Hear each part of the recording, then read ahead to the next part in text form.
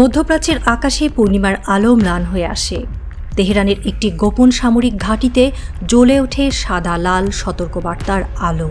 ঘর জুড়ে আতঙ্কের ছায়া, তবে কমান্ড সেন্টারের মধ্যে চাপা উদ্বেগের কিছু নেই। ফোনের তীক্ষ্ণ আওয়াজ ভাঙে নিস্তব্ধতা। উচ্চপদস্থ কর্মকর্তারা টেবিল ঘিরে বসে আছেন। তারা জানেন তাদের সিদ্ধান্তের পরিণতি বিশ্বকে বদলে দিতে পারে। এক কর্মকর্তা ফোন তুলে কড়া কণ্ঠে আদেশ দেন, সমস্ত ক্ষেপণাস্ত্র বাহিনীকে সর্বোচ্চ সতর্কতায় আনো এখনই। তৎক্ষণাৎ শুরু হয় চলাফেরা। সৈন্যরা দ্রুত সরঞ্জাম প্রস্তুত করছে, কম্পিউটার স্ক্রিনে অ্যালার্ম চমকাচ্ছে। পেন্টাগনের স্ক্রিনে এক টানা লাল ঝলক। পুরো ঘাঁটিতে যেন স্রেফ যুদ্ধে যাওয়ার প্রস্তুতি চলছে। বিপ্লবী গার্ডস তাদের 13,500 আধুনিক ব্যালিস্টিক ক্ষেপণাস্ত্র প্রস্তুত করছে। পাশাপাশি পুরনো স্কাড, জেলজালের মতো বিপজ্জনক অস্ত্রের বিশাল ভাণ্ডারও প্রস্তুত করা হয়েছে। কিন্তু কেন এত সতর্কতা? এর পেছনে রয়েছে ইরানের ওপর মার্কিন প্রেসিডেন্ট ডোনাল্ড ট্রাম্পের ক্রমাগত চাপ। ইরানকে চেপে ধরার চেষ্টা করছেন তিনি। গত কয়েক সপ্তাহে ইরান ও আমেরিকার মধ্যে পারমাণবিক চুক্তি নিয়ে উত্তেজনা বেড়েছে।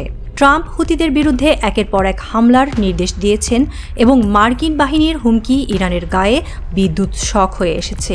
একই সময় নেতানিয়াহু ইরানের পারমাণবিক কার্যক্রমকে অস্তিত্বের হুমকি হিসেবে উল্লেখ করেছেন। এদিকে আমেরিকা একদিকে ইরানকে শান্তি প্রস্তাব দেওয়ার কথা বললেও পেন্টাগন তাদের যুদ্ধজাহাজগুলো লোহিত সাগরে পাঠানোর নির্দেশ দিয়েছে।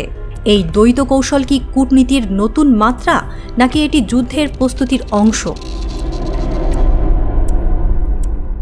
এদিকে বিশ্বজুড়ে রাজনৈতিক বিশ্লেষকরা সতর্ক। তারা বলেন, মধ্যপ্রাচ্যের পরিস্থিতি অনেকটাই সূক্ষ্ম দড়ির মতো। সামান্য ভুলে ইরান ও যুক্তরাষ্ট্রের মধ্যে একটি বড় সংঘাতের জন্ম হতে পারে।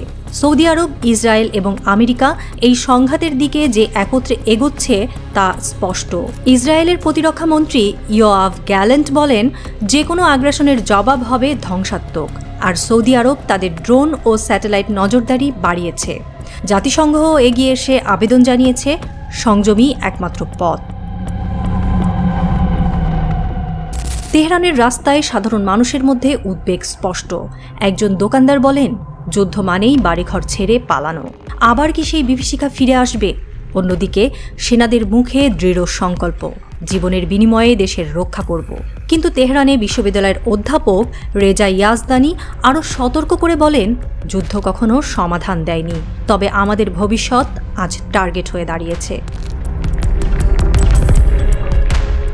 বিশ্লেষকরা দুটি দৃষ্টিকোণ পেশ করছেন। কিছু বলছেন ইরান বার্তা দিচ্ছে আমরা অপ্রতিরোধ্য, তবে অনেকেই বলছেন ইরান যদি ভুল বোঝে তাহলে পরিণতি ভয়াবহ হতে পারে। অপরদিকে রাজনৈতিক বিশ্লেষক নেগিন পারস্ত সতর্ক করে বলেন, এটি এক সূক্ষ্ম দড়ির মতো। সামান্য একটা ঝাঁকুনি আন্তর্জাতিক বাজারে তেলের দাম $200 ঠেলে দিতে পারে। তেহরানের আকাশে তখন রক্তিম সূর্যাস্তের আভাস। মধ্যপ্রাচ্য পরিস্থিতি যে শুধু কূটনৈতিক নয়, বরং এক অগ্নিপরীক্ষার অপেক্ষায় তা স্পষ্ট। পশ্চিমের দেশগুলো, রাশিয়া, চীন এবং ইউরোপীয় ইউনিয়ন সবাই তাকিয়ে আছে। সবাই জানে ইরান যদি ট্রাম্পের প্রস্তাব গ্রহণ করে তা পুরো অঞ্চলের পরিস্থিতি বদলে দিতে পারে। এখনও শেষ হয়নি। ইরান কি শান্তির দিকে এক ধাপ এগিয়ে যাবে, না এই উত্তেজনা আরও তীব্র হবে? তবে যে কোনো সিদ্ধান্তই হবে একটি নতুন অধ্যায়ের সূচনা, এবং এর ফলাফলে মধ্যপ্রাচ্যের ভবিষ্যৎ নির্ধারিত হবে।